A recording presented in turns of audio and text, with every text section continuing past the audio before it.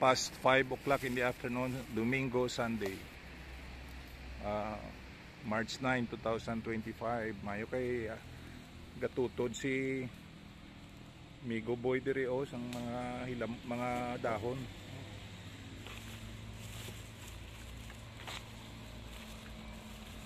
Mamata-mata pa uli kay pasado na alas 5, bintras tanto sa nagpangadlaw.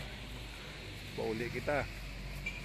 At least nakapaway na ta sa aton nga morning activity kay tinagwali kita dito. Nag-preach kita dito sa New Life Cornerstone Family Worship Ministry in Bago City. Dahil na pisan man kay Boy Alog pisan kay Boy Alog kag ang imo day di na nga mga kuandi mga tanom daw kadalagko na siya na kadtawon tanawon be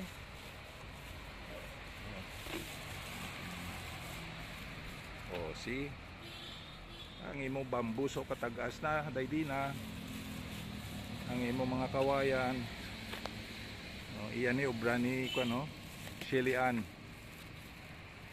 Thank you kid Shelly Ann. Kinanlang ini maintenance. I hope madugangan ta pa plants ni Daydina. Isang 2023 ni nga project ni Shelly Ann.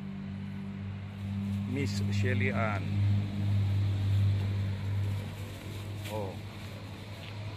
Dabong na. Thank you Lord. Thank you gid sa mga tanom, sa mga kahoy, sa mga bunga. Thank you Lord for protecting this ancestral home.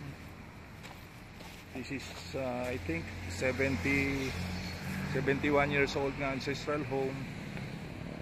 Thank you Lord.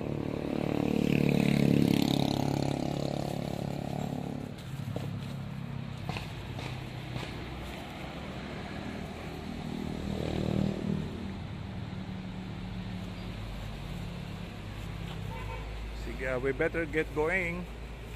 It's 5 minutes past 5 in the afternoon. Te boy, halong lang nga boy at hindi hagi na boy ang imo tiil. Ambot pangamuyo todo nga mag-ayo na ngita kamo sambadi nga kabalo na maghilot ha. Dira nagasugod daw nagniwang ka. Hindi Oo daw. Bye bye. Thank you dito lang sa sige.